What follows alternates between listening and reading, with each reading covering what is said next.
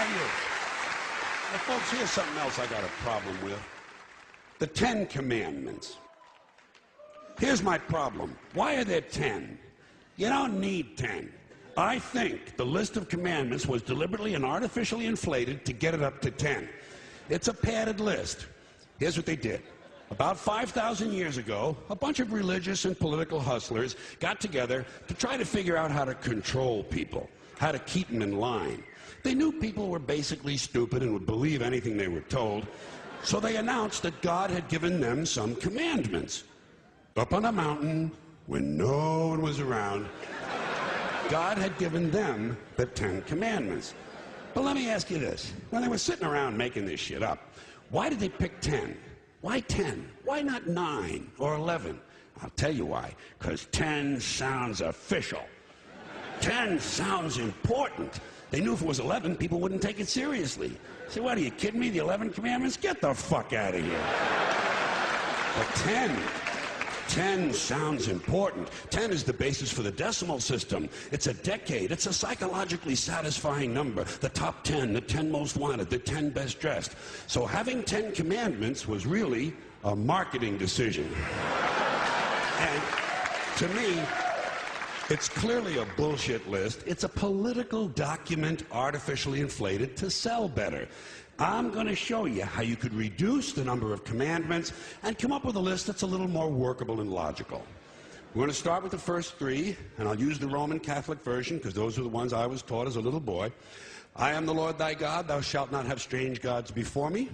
Thou shalt not take the name of the Lord thy God in vain. Thou shalt keep holy the Sabbath.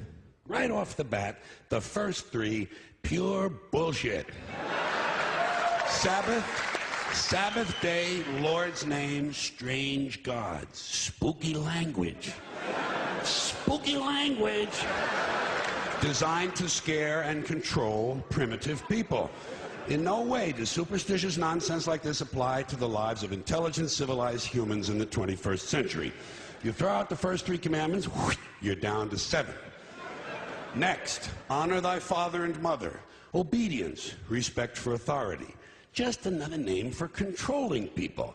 The truth is, obedience and respect should not be automatic. They should be earned. They should be based on the parent's performance. Parent's performance. All right? Some parents deserve respect. Most of them don't. Period. You're down to 6. Now, in the interest of logic, something religion is very uncomfortable with, we're going to jump around the list a little bit. Thou shalt not steal. Thou shalt not bear false witness. Stealing and lying. Well, actually, these two both prohibit the same kind of behavior. Dishonesty, stealing, and lying. So you don't need 2 of them. Instead, you combine them and you call it thou shalt not be dishonest. And suddenly, you're down to 5. And as long as we're combining, I have 2 others that belong together. Thou shalt not commit adultery. Thou shalt not covet thy neighbor's wife. Once again, these 2 prohibit the same kind of behavior, in this case, marital infidelity. The difference is coveting takes place in the mind, and I don't think you should outlaw fantasizing about someone else's wife.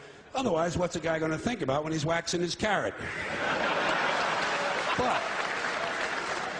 But marital fidelity is a good idea, so we're going to keep the idea and call this one, thou shalt not be unfaithful. And suddenly, we're down to 4.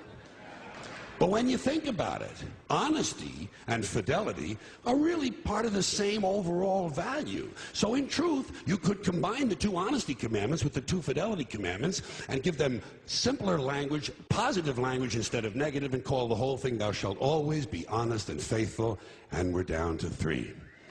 Thou shalt, they're going away fast. Thou shalt not covet thy neighbor's goods. This one is just plain fucking stupid. Coveting your neighbor's goods is what keeps the economy going. All right? Your neighbor gets a vibrator that plays "O Come All Ye Faithful." You want to get one too. Coveting creates jobs. Leave it alone. You throw out coveting, you're down to 2 now, the big honesty and fidelity commandment, and the one we haven't talked about yet, thou shalt not kill, murder, the 5th commandment. But when when you think about it, religion has never really had a big problem with murder. Not really. More people have been killed in the name of God than for any other reason. All you have to do... Sure.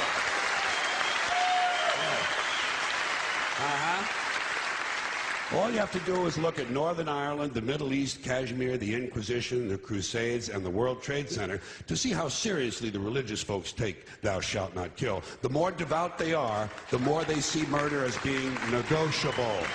It's negotiable. You know? It depends. It depends. It depends on who's doing the killing and who's getting killed. So, with all of this in mind, I leave you with my revised list of the 2 commandments. Thou shalt always be honest and faithful to the provider of thy nookie. And thou shalt try real hard not to kill anyone, unless, of course, they pray to a different invisible man from the one you pray to. 2 is all you need. Moses could have carried him down the hill in his fucking pocket.